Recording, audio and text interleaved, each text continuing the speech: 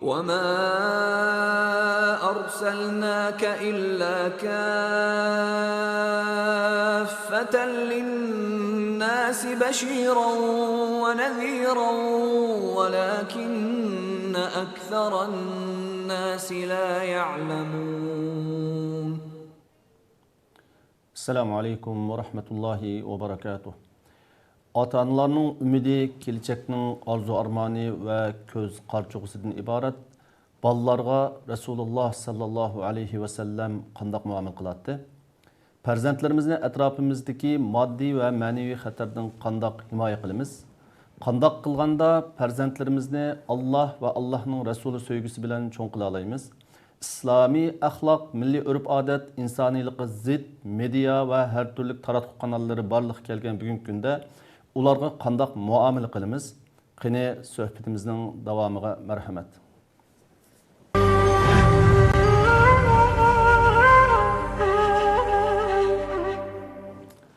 Bismillahirrahmanirrahim.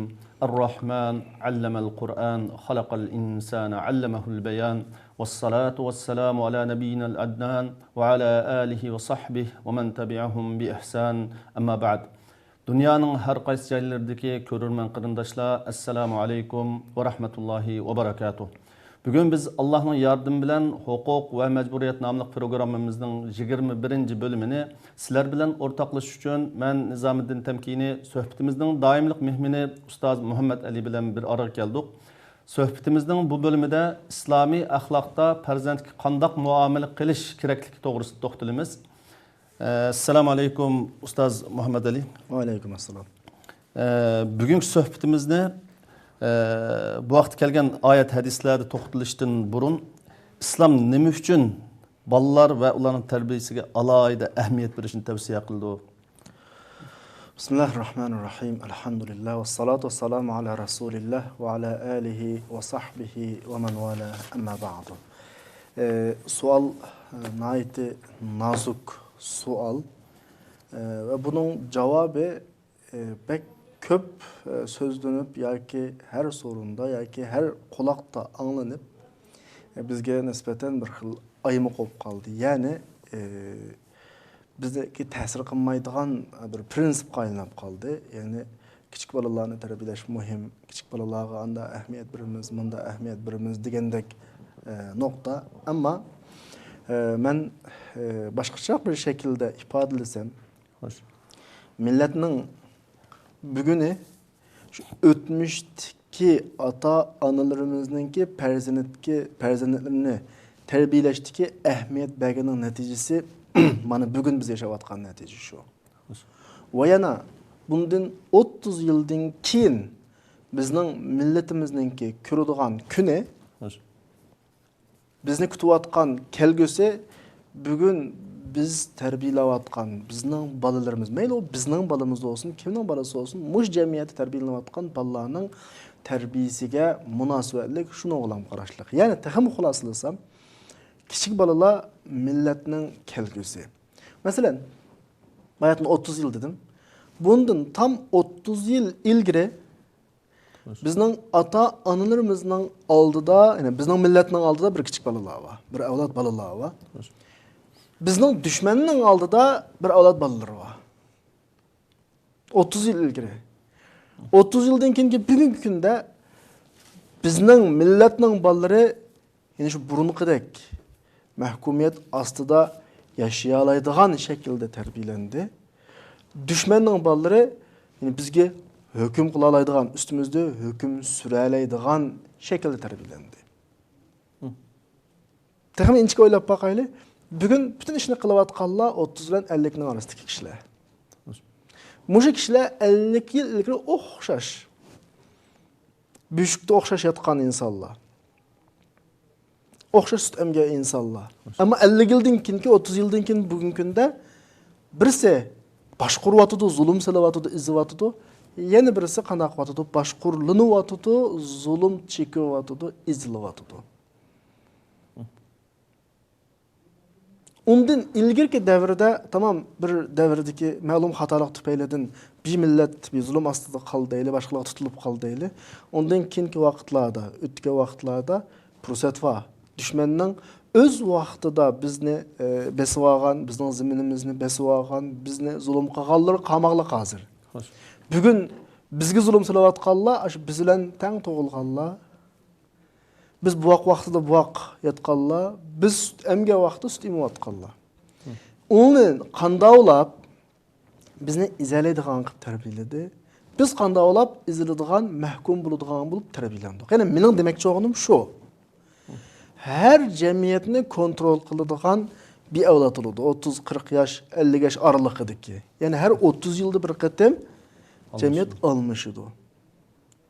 Yani biz bugün göz aldığımızdaki evlatlarımızı, küçük balalarımızı kanda terbiyelesek 30 yıldan kinki Uygur cemiyeti şunda oldu.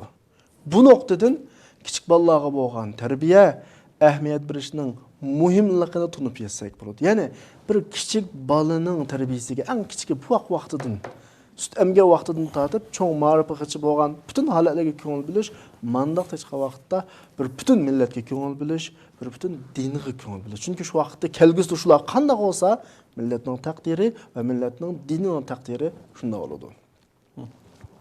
Hamda umumiy jihatni ilib ketgan vaqtida mana shu nuqtani millatimiz tushuniglikmi hozir? Kaşki tushungan bo'lsa va tushungan bo'lishini bak favqulodda umid qilamiz endi bu noktadan. Men bayatni deb o'tdim, ağam misalları mencha yetarlik endi, yetarlik. Balalarning üst bitilish jarayoni, balalarga qaysi nuqta bak ta'sir qiladi, qaysi taraf bak muhim. Bunu tushunadigan ota-onalar bo'lsa kaşki. Masalan, misal alsam, bir balaga nisbatan dadasi, anası, mektepteki o'qituvchisi yoki ustozlari, hocaları masalan, balaning 40% bir nimasini tashkil qilsa, ichki dunyosini, yoki shu ichki dunyosining 40%i shulardan yetilsa, uning atrofidagi muhit, do'stlari, jamiyatdan qolgan 60%ni qanday qiladi? Tashkil qilib, shuni 60%ni shu muhitdan do'stlaridan yetildiradi. Aqal bir misal. Ata-onalar yoki ustozlar yoki shu sohada ma'rifda xizmat qilayotganlar kichik bolalarning mush nuqtalarini aqal misal qilib davatman, undan boshqa nurg'un taraflar bor. Bir to'g'ri tunib yetish kerak yani. Bolalarni qanday tarbiyalashni, qanday qilish kerak, bilish kerak. Kaşki biz cho'silgan savollarga qarata. İnşallah yaxshilanish bo'lyapti kundan kunga, uyg'onyapmiz. Ba'zi ketkizib qo'ygan taraflarni qanday qilyapmiz, tushunyapmiz asosida. Yaxshi bo'lib ketadi inshaalloh. İnşallah. Bunda yuqorida islomning farzand tarbiyasiga nima uchun alohida ahamiyat berdiganligi va kelajakni bino qilish uchun ularni farzandlarni tarbiyalashning muhimligi to'g'risida bir izoh berib o'tgan bo'ldilar. Endi Payg'ambarimiz sollallohu alayhi vasallamninki hayoti qaraydigan bo'lsaqmi, bir hadisda Abu Hurayra radhiyallohu anhu'nunki bayon qilgan hadisi. Kunna nusalli ma'a Rasulullah sallallahu alayhi vasallam al-isha fa iza sajada wa thaba al-Hasan wal-Husayn ala zahrihi fa iza rafa'a ra'sahu ahaduhuma bi yadihi min khalfihi akhzan rafiqan wa yad'uhuma ala al-ardi fa iza 'ada hatta iza qada salatahu aq'adahuma ala fakhidayhi. Bu hadisda Peygamberimiz sallallohu alayhi vasallamning ikki navrisi bilan namozdagi holatini bayon qildi hamda. Peygamberimiz sallallohu alayhi vasallamning farzandlarga bo'lgan, avlodlarga bo'lgan cheksiz mehr shafqati ifodasi hamda. Farzand tarbiyasida buning nima ahamiyati bor hamda? Bayatın deganimizdek, birinci savolga javob berganimizdek, bu hadisda Peygamber aleyhissalatu vesselam namoz o'qiyotgan vaqtida ikki navrasi Hasan Husayn kelgan.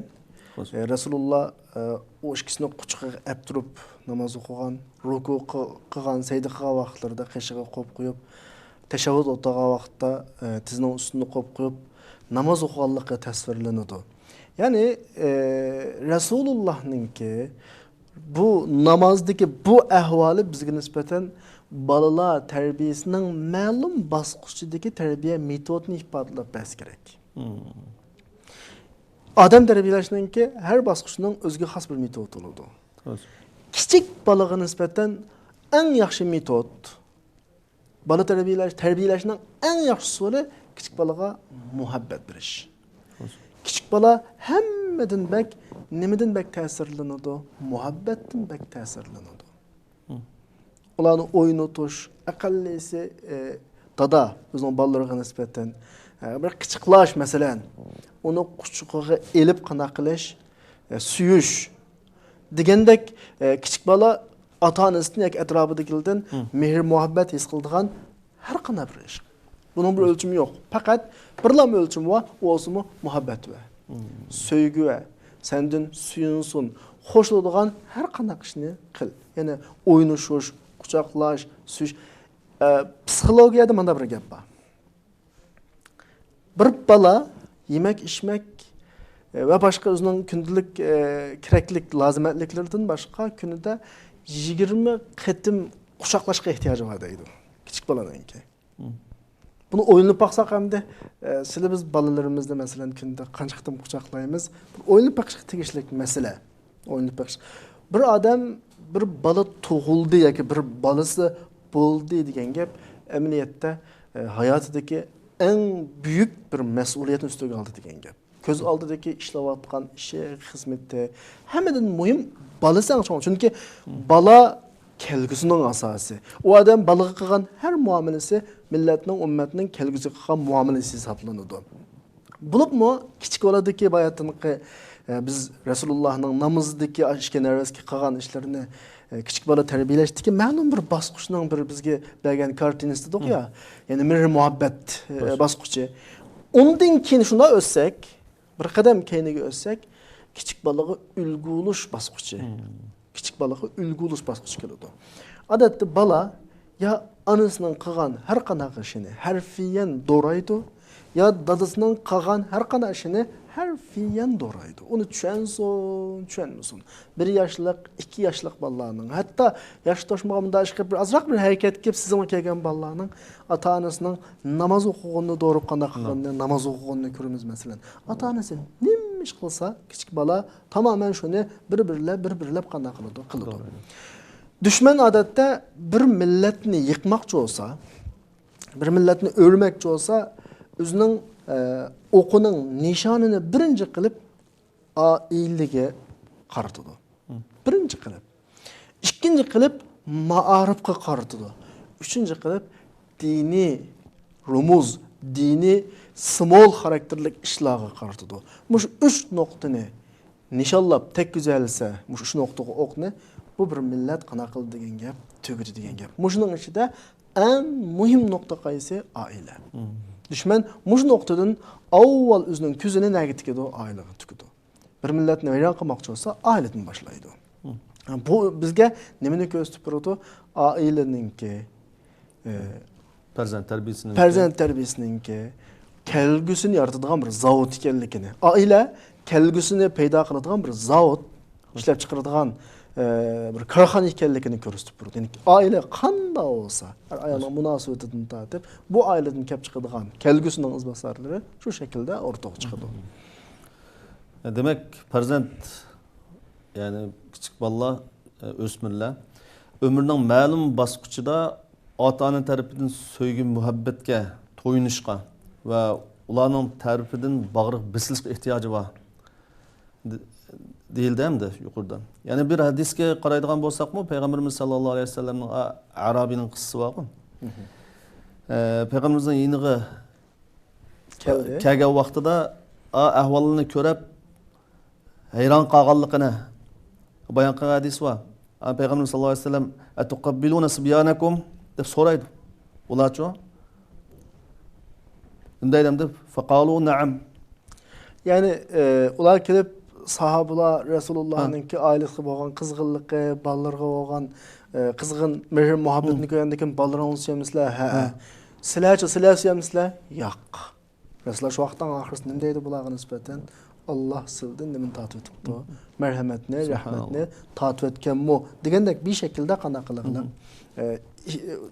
İfadelik yani. Yani Resulullah'ның bazı rivayetlerinde Resulullah xutba o'qib turgan vaqtda. Endi Resulullah'ның xutba o'qib turishi deganni bugungi masjidlardagi imomning xutba o'qishiga o'xshasaqmi bo'ladi? yoki cho'ng kengashlardagi davlat xarakterli kengashlardagi davlatning raislarininki xitoblarga o'xshatsaqmi bo'ladi, chunki Rasululloh shuning vaqtning o'zida ham diniy rahbar ham siyosiy rahbar. Endi ashta bir shaxs boshqalarga so'zlayotgan vaqtida nervisi shunda kelganini ko'rib mihrobdan tushib, shu nervisini elib andan keyin mihrobga birga chiqdi. O'ylab boqaylik, hozir qaysi bir imom, qaysi bir xatib, masalan, yoki qaysi bir davlatning rahbari cho'ng davlat xarakterlik majlislarda, yig'ilishlarda balasi qo'ygan mehribonlikni o shaklda qanday qilib ifodalaydi. Bu bizga nisbatan bir signallarni, bir uchur mesajlarni bas kerak. Bu hakikaten Peygamberimiz sallallahu aleyhi ve sellem'ninki bir büyük bir ülge farzandligi mehr muhabbat ko'rsatdiki. Ro'shan bir o'lgi ekanligini. Bek ro'shan o'lgi ya'ni. Ko'ktirgan hadislar, bundan boshqa hadislar intayin ko'p Peygamberimizninki siratlarida. Hamda masalan hayotimizni biz kunlik turmushimizda uchratadigan ba'zi ishlarni deb o'tsak, ba'zi kishilar bolalarni masjidga birga elib chiqadi hamda. Elib chiqqandan keyin yoshi cho'ng bo'lgan ba'zi odamlar bolalar masjidda to'lishib cho'qirishib o'ynab nima qilsa ochiq kelib yoki kichik bolalar birinchi safga kelib olsa oqsiq o'tanglar deb haydab yoki masjiddan chiqib talada o'ynanglar deydigan shunda bir nimalar bor ko'ramiz endi. Bolalarning tarbiyasidagi muhim bir mezgilda ularning ro'yiga suvoq suv sepish bu amaliyotda. Masalan, Rasulullohning manda bir voqealigini deb o'tay. Rasulullohning o'ng tarafida bir kichik bola bor. Sol tarafida cho'ng sahobalar bor. Rasululloh normalda suv ichib, eshib qolgan suvni o'ng tarafidan boshlab qanday qiladi? Sunat demdi. O'ng tarafida kichik bola, sol tarafida cho'ng sahobalar bor. Rasululloh kichik boladan shu vaqtda izn so'raydi. Subhanalloh. Ammo yoshda cho'ng bo'lgandan keyin, hurmatli bo'lgandan keyin men mavluga birayim, sen menga izn qilamsan. Asli tartib bo'yicha o'ngning haqqi. Ammo yoshda cho'ng, muhtaram, cho'nglarga hurmat qilish dinimizning asosiy prinsiplaridan birisi. Kichik bolaning haqqi-huquqi bek muhim. Rasululloh bu nuqtadan men mas'ulni mavlaga bersam, sen nima deysan? Yo'q. Men Rasulullohdan eshib qolgan suvni hech kimga o'tkazmayman. Rasulullohga bo'lgan muhabbatdan, qanaqadir cho'nglarga bo'lgan hurmatsizlik emas. Rasulullohga bo'lgan muhabbatdan ruxsat. Bu yerda demak to'g'rimiz nima desa, Rasululloh o qadar uning haq-huquqiga rioya qildiki, biz bo'lsak, bundalam qilib o'tkazaveramiz hamda bizning odatlarimiz shu bo'lib qoldi. Rasululloh kichik boladan qanday qilyotdi? Izni so'rayotdi. Kichiklar masjidda oldingi safga kelsa, uni oxirgi safga o'tkazib o'tish emas. Keyingi safdagi kichiklarni bo'lsa oldi safga o'tkazib, masalan, bolalarga masjidga kelgan vaqtda bir xushal bo'ladigan bir narsa his qildira olsak, masjidga bo'lgan muhabbati manguga davom qiladi. Masalan, birisi menda bir hikoyadan birini aytib bergan. Bir kichik bola masjidga yangi oyoqdan birini kiyib keldi, oyog'i yo'qolib ketgan endi masjidda. Shu vaqtida shusini so'zlab berguchi masjidga oyog'i yutib ketgan kichik bolaga o'zining oyog'idan qimmatli baholig'i masalan, texmi nochi masalan yaxshiroq oyog'idan birini olib bergan. Shundan keyin shu bolani ikkinchi qatim masjidni qilib qolganini ko'rdim deydigan bir hikoyani so'zlab bergan. Masalan, mush atrofimizdan bo'layotdi. Ba'zi bir mush masjidlarda berilayotgan ba'zi programmalar va faoliyatlar.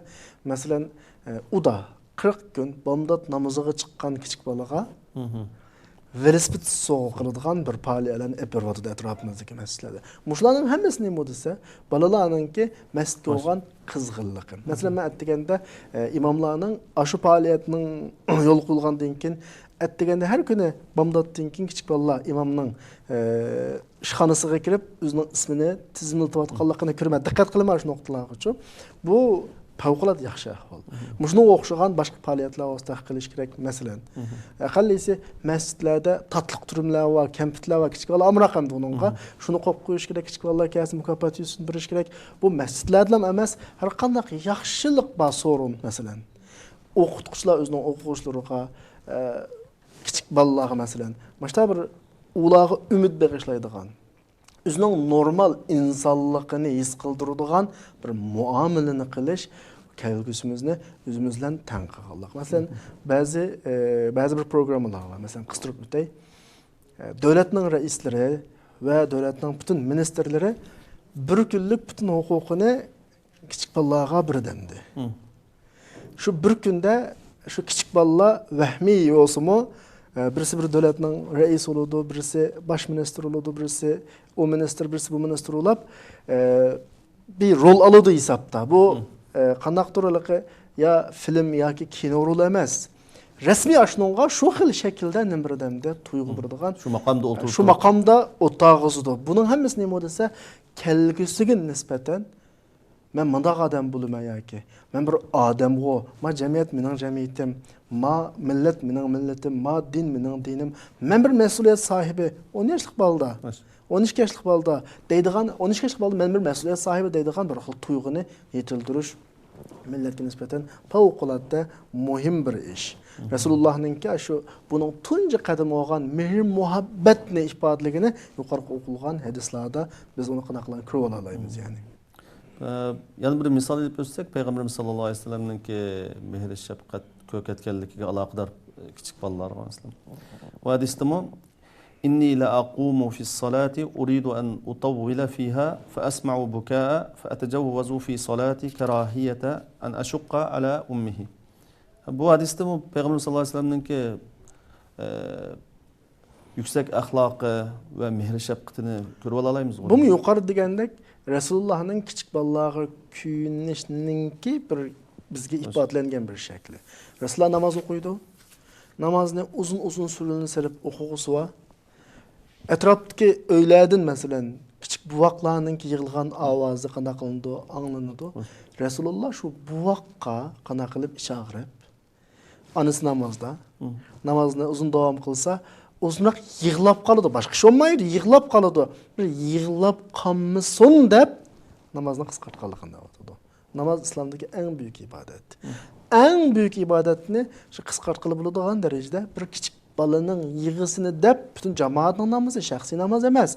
Qisqartiman degani bizga mush Rasulullah'ningki bizga ifodalayotgan balaga ko'ngil bilish, balaga mehr berish, balaga kuyinish qatorliq nuqtalardagi eng go'zal bir o'rnak, eng go'zal bir namuna bo'lsa kerak. Shu sibyalning ash kichik bovoqlarning haqqini berish kerak. Berishni o'rgatganda payg'ambar o'rgatgan Rasululloh mush orqali. Subhanalloh. Endi Rasululloh sollallohu alayhi vasallamningki yana bu hayotida kichik bolalarga va o'smirlarga chaqchaq qilib ular bilan o'ynayotgan bolalarning o'yinlariga musharik qilgan, ishtirok qilgan ahvollar bo'lgan. Masalan, bir hadisda bayon qilinishicha, kichik sahobalarga bir degan gap bor. Ya Aba Umayr, ma fa'alan an-nughayr. Bu hadisni qanday tushunamiz? Yani Rasululloh bolalarning o'yinining ichiga kirgan ifodasi bu. Yani hadisda davatqani Umayr ismli balaning bir qushqashning hikoyasi. Xo'sh. Qushqash tutib qo'yayotgan bir ahvol Rasululloh uni biladi. Shurg'a vaqtda shuni ahvolini so'raydi endi. Masalan, ma fa'ala nughayr. Ay haliqa oldin qatimliq san tutgan qushqashning ahvoli qanday? Mao nima desa, balalarning o'yinining ichiga kirgan gap yani Rasululloh. Balalar qilayotgan ishlarni unda da kiplam 5-ni silab qo'yib, ha qanday ahvoling deb qo'yib o'tib ketmasdan, ha o'tgangi qushqachon qanday bo'ldi? Bu haliqi kichik bolaga nisbatan qanday to'yg'irdi? Yani bizga nisbatan ilgilandik, yani bizning har bir ishimizga kichik bir qushqash masalasi-da, bir kichik qush masalasi. Mushayag'icha ko'ngil biladi ekan, deydigan bir ko'ngil to'qliq masalasi-da bu. Endi mana shu yana bir muhim bir savolimdi bu. Mana shu jamiyatimizda bo'lsin, mayli Uyg'ur jamiyatida bo'lsin, mayli butun islom dunyosidagi muhitda bo'lsin, umumlashib ketgan bir ish endi bu. Farzandlarni masalan telefon yoki televizor qatorliq media vositalariga tashlab qo'yishninki oqibati qanday bo'ldi endi? Ya şunu yığdın to'xtataman deb yoki meni ishimdan qo'ydi deb telefonni tashlab qo'yish degandek. Endi bu masala Shu masalada bir azroq to'xtalib o'tsak. pek bir xatarlik masala bu. Nima uchun desizlar, bizning bugungi davrimiz, ya'ni mushu davrga islom dunyosining kuchi yo'q. Mayli texnika va boshqa jihatda. Orqada qolgan bir davrga to'g'ri kelib qoldi bu ahvol. Agar ish aksicha bo'lgan bo'lsa, natijami unda olmaydi.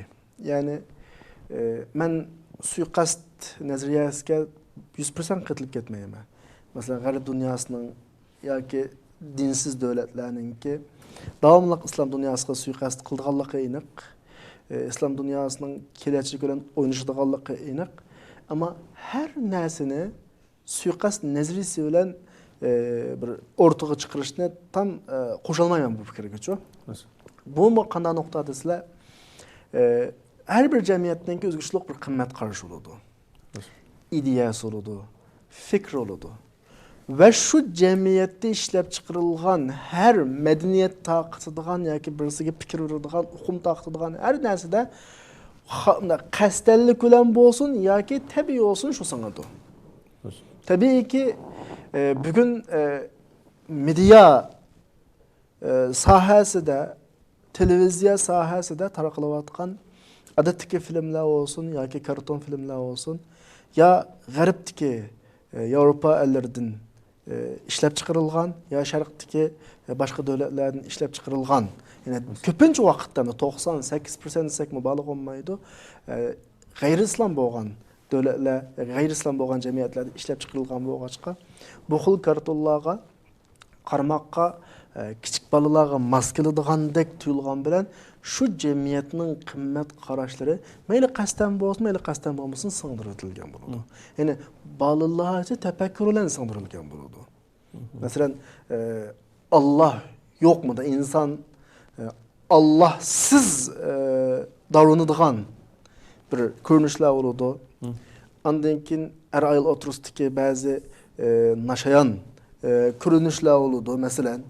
Ve ondan başka balığa bizning cemiyetimizde, bizning qimmat qarashimizda, bizning itiqadımızda to'g'ri olmagan bir xil ahvollarni shakllantiradigan bir ko'rinishlar va ondan başka mushu yaqinning yaqida xususan men atrofimdagi ba'zi bolalardan his qilgan, atrofimizdagi bizning bolalar, tuqqanlarning bolalari his qilgan bir nuqta, ba'zi karton filmlar qasdan ba'zi nishonlar, maqsadlar uchun qanaqayotgandek chiqarilayotgandek. Mayli o'yin sifatida yoki karton film sifatida.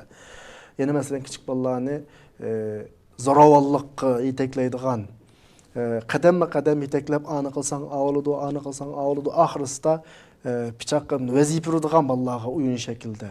Bolalar o vazifalarni bir qadam urullab, ikki qadam urullab, uchinchi qadamda urilmayman desa, sana men bo'g'man, kechida kelib gelingni siqmasini o'ltirtma degandek tahdidlarni saladigan o'yinning programmasida bolalar unidan qo'rqib, ularning tiginni qiladigan, oxirgi natijada hatto derizidan sakra degan buyruqlar beriladigan, pichoqni elib o'zingning tomirini kes degandek buyruqlar beriladigan, pichoqni elib onangni ya dadangni pichoqlar degandek buyruqlar beriladigan ba'zi filmlar, o'yinlar masalan o'tirib tashlanyapti. Hatto rasmiy o'rinlardan bu bazı oyunlarga nisbeten agahlandırışma hem qana qildi chiqdi.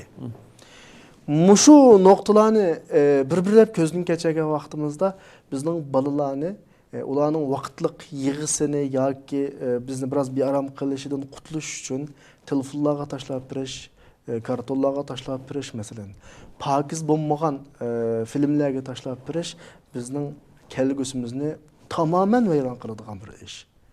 Hatta men amaliy ko'rgan bir balada ayta bir xil o bala o'zi turkcha ifoda qo'rquv tuyg'usi. Har doim. Bir hojatxonaga yolg'iz kirmaydi. Ammo xuddi aqtamakaga xuma bo'lgandek shu xil filmlarga xuma bo'lganligimda. Ko'miz turolmaydi. Ammo yolg'iz bir yerga borolmaydi.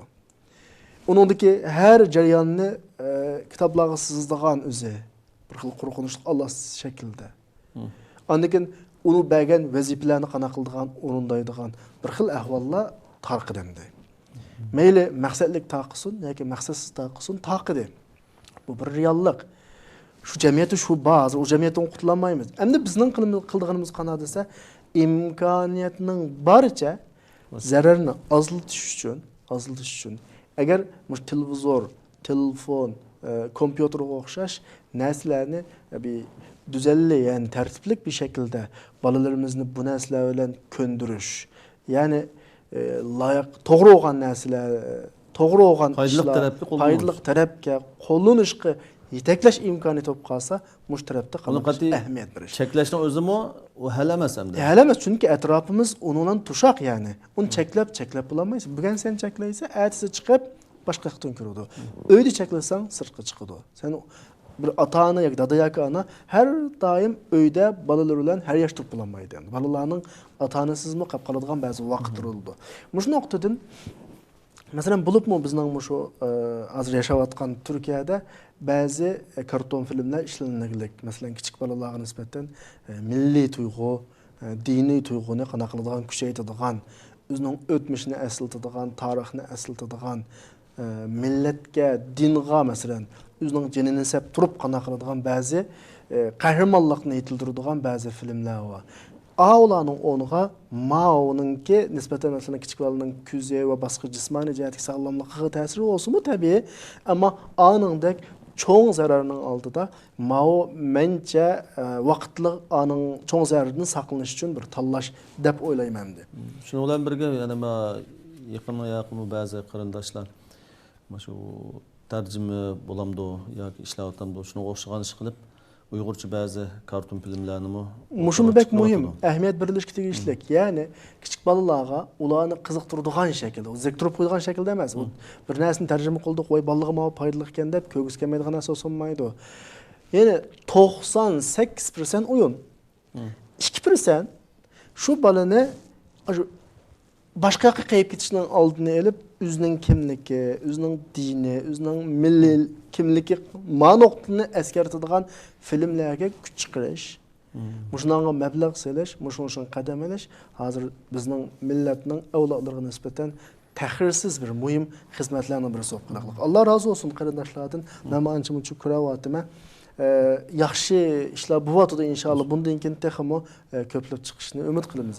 Yuqorida deb o'tgandek, ijtimoiy jamiyat murakkablashgan bugungi kunda uy, maktab, masjid va muhitdan iborat. Bu o'rinlardan kelajak avlodlarni yetishtirishda qanday muvofiqlashtirishimiz lozim endi? Alhamdulillah bizning millatimizning bir qismi, ko'p qismi deyli vatanda qolib qoldi.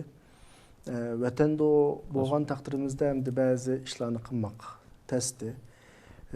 Bu yerga chiqqanlarni, shu balolardan qutulib qolganlarni Alloh hargiz bikaga chiqmoqlik bu yerga bir vazifasi va bir Allohning bir iroda qilgan kutkini varmdı bizning.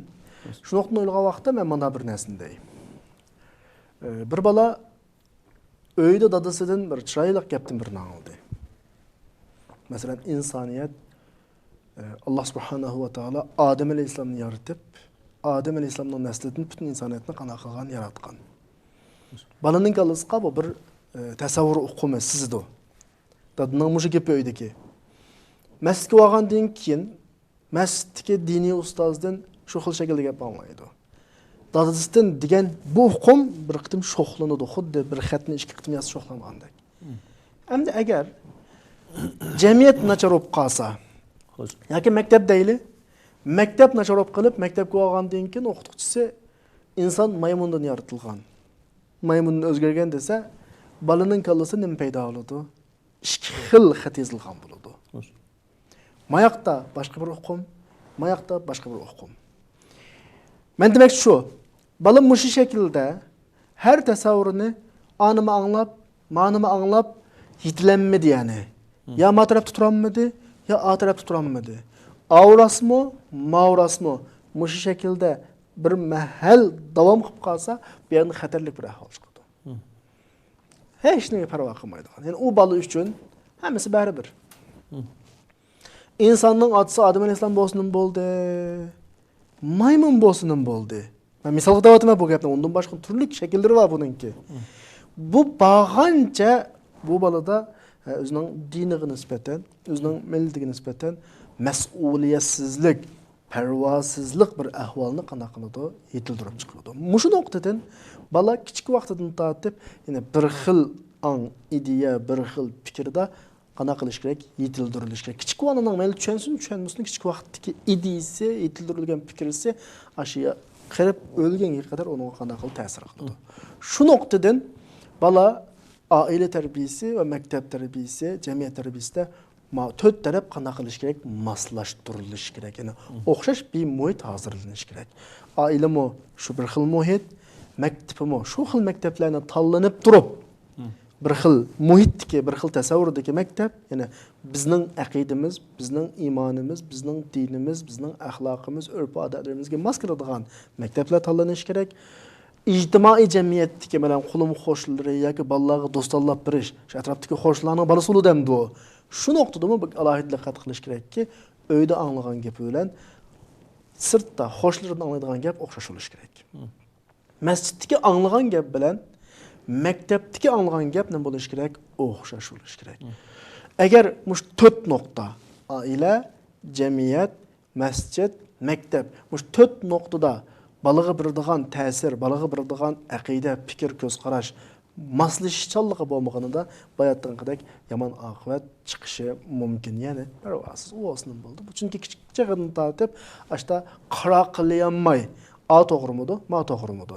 Mayaga bo'lsa bir narsa deyotgan, ayaga bo'lsa an deyotgan, mashta bir yug'unab qolganning natijasi sifatida balki yomon oqibatlar chiqib qolishi mumkin. Ammo bugungi kunimizda bu uy, maktab, masjid va jamiyatdan iborat bu to'rt o'rninki bir mukammal, bir muvofiqlashgan bir ahvolni yo'q deyarlik desak bo'ladi hamda. Qiyin endi bu to'rt. Yo'q deyarlik va qiyin degan mush ifodadan baliqqa chiqadi. Faqat ota-onalar butun hayotini shuningga ko'ra qana qilish kerak, o'rlashtirish kerak. Mening tavsiyalarim bu. Sen masalan bir misol olaylik, tafsili. Uy oladigan vaqt keldi. Do'konga yaqin deb uy tanlading. Bozorga yaqin deb uy tanlading. Va yoki boshqa ishlarga yaqin deb uy tanlading. Yoki og'inamning mahallasi bizning tanishlar bilan uy tanlading. Atrofingda sening balangning, sening kallangdagi shu ideya bo'yicha tarbiyalashga hozirlik ko'rgan shakl bilansini o'ylashmading. Ne maktabni o'ylashmading, ne atrofdagi yaqin avlodlardan bir masjid ekan deb buni o'ylashmading. Bu o'zingning sho'ri ya'ni. Bir mas'uliyatchan dada misal sifatida davatime bir uy tanlashda cho'qim bolalarning kelgusini asos qilib turib tanlash kerak. Ya'ni eng yaxshi mahalladan. Kishilari pokiz, iymonliq, dindor mahalladan, masjidga yaqin, har doim azon ovozi anglanib turadigan, garchi kichik bola masjidga chiqmasa-mo. Ba'zida ota-onasi bilan agishib chiqib qoldigan ahvollar bor. Bu yaxshi fursat.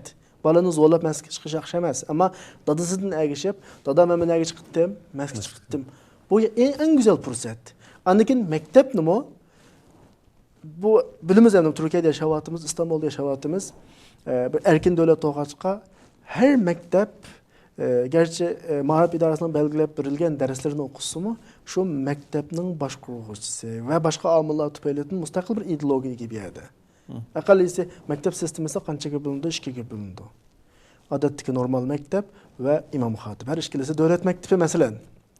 Andan imom xatib maktablarimi shu boshqargan odam yoki atrofdagi muhitning ta'sirida uningmi masalan muhofizkor deymizku, unda diniy purqi kuchlik unda maktablar va diniy purqi kuchli bo'lgan. Masalan bizning uyning ikki darajasidan ikki maktab ko'rinib turadi. Tipik ikki dunyoning bir simvol yani. Bu maktabga qarasak, maydonga ba'zi o'quvchilar yig'iladi.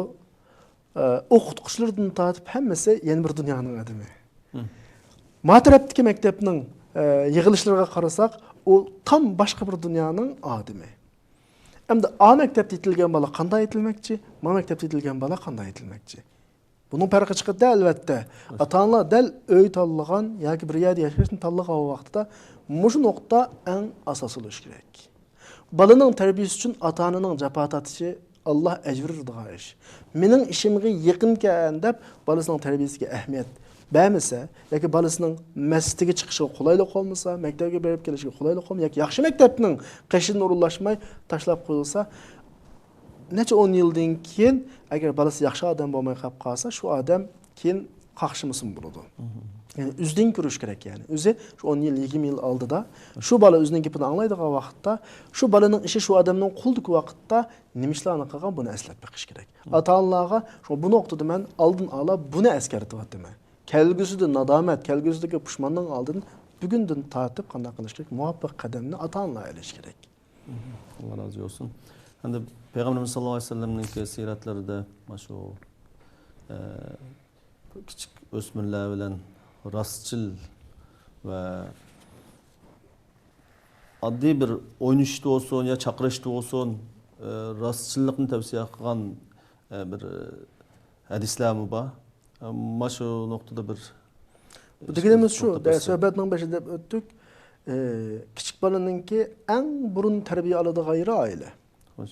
Oiladagi nima bo'lsa, muhabbatdan boshlanadigan birinchi qadamdan boshlanib amaliy ulga.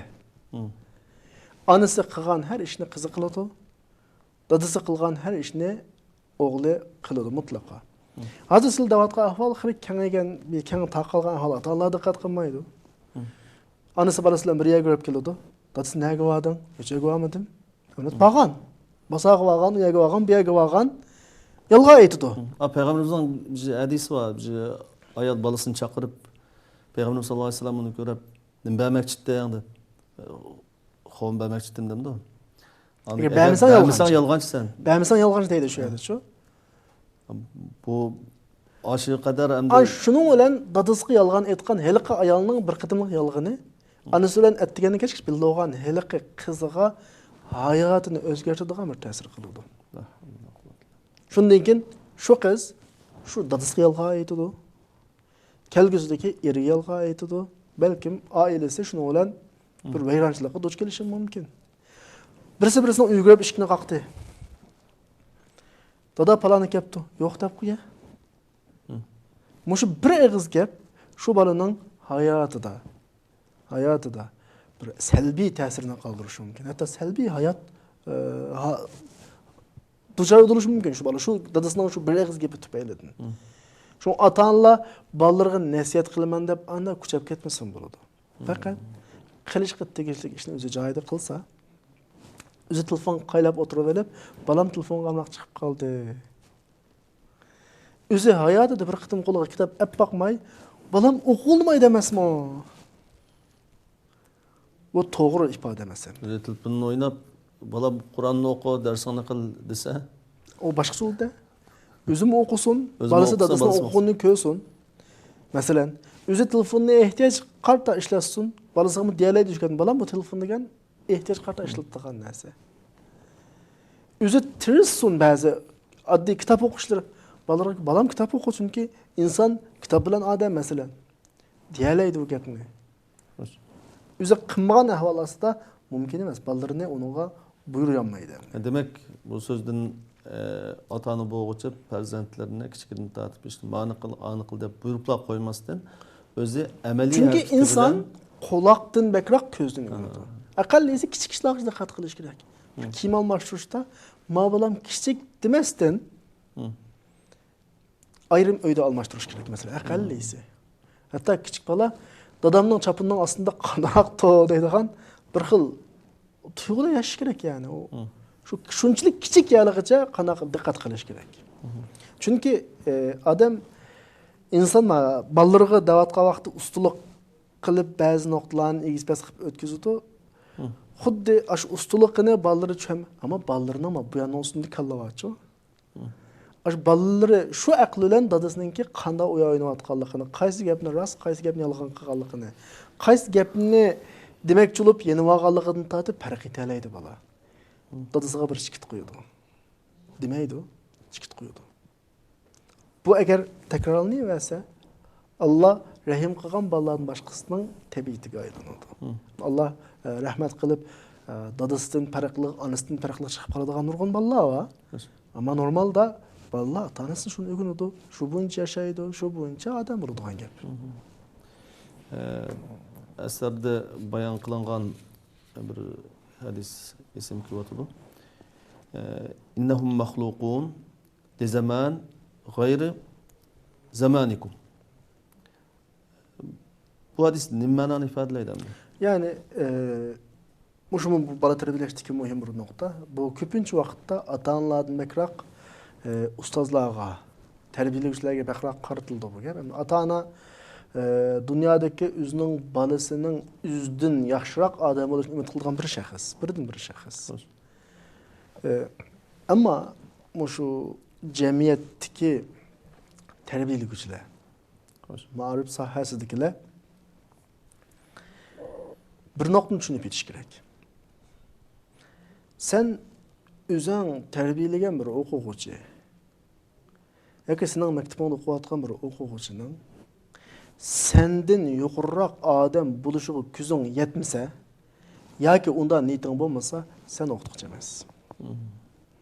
Sendin zolim o'qituvchi yo'q. Sendin zolim ustoz yo'q. Yani bugun men bir o'zimni o'qituvchi dey yoki bir ma bilan shug'ullanayotgan kishi desam, men shu tarbiyalayotgan bolalarni menchilik odam bo'lsin deganimda yoki mendan tuvan odam bo'lsin deganimda ma'rif mag'lub bo'lgan ma'rif, hatto ig'roq ifodalasak xiyonat ma'rif hisoblanadi. Sizlar bayatdan o'qigan asar ismda qilishcha Ali radhiyallohu anhu'ningki söz deb bilmem mening bilishimda.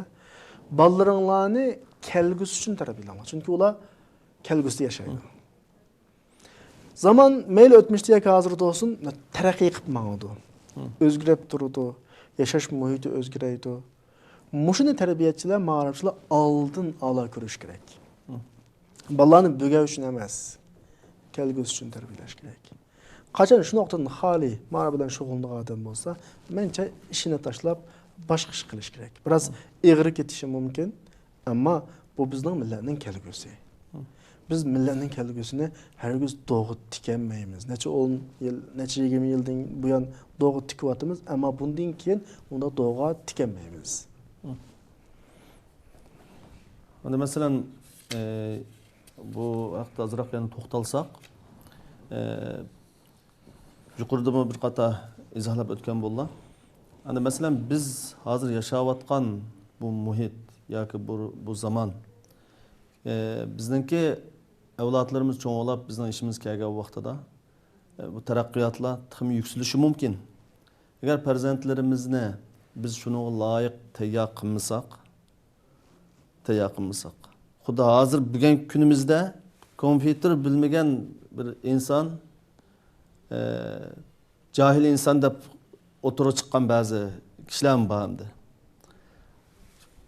Bizning farzandlarimiz bizning ishimiz kelgan vaqtida boshqa bir zaman, boshqa bir muhitda yashashi mumkin, taraqqiyot ilgirilishi mumkin.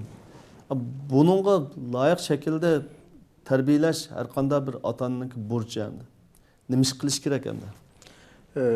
Biraz insanın ki normalde kompüter bilishi oddiy xumga aylandi-ku hozir. Hammada e'tirof qiladigan. Men kepimni naytdi qisqa, ammo biraz ig'ri kessimi bir jumladan ifodalay. Bugün tug'ilayotgan Uyg'ur farzandlari bor. Ve bugün tug'ilayotgan düşmanning farzandlari bor. 30 yıldan keyin ya bizning bugün tug'ilgan farzand o'zga xo'ja, mustaqil davlat olgan, mustaqil zimin olgan, milliy kimlik olgan bir sop yashaydi. Ya bugün tug'ilgan düşmanning farzandining qo'l ostida izlib shuni zulmini ostida yashaydi. Bu bugungi mushayda men odam tarbiyalayman, men ma'rif bilan shug'ullanman deganlarning ustiga tushadigan xolis mas'uliyat. Qiymatga bundan qutlanmaydi. Va shuning qo'ldagi ish. Ya uyg'unimiz tarbiyaga ahamiyat beramiz. Zaman bizden nimin taqozo qilsa, şunun talabi bo'yicha ish tutimiz, ayatini ko'ramiz, ayatiga tayyorlik qilamiz.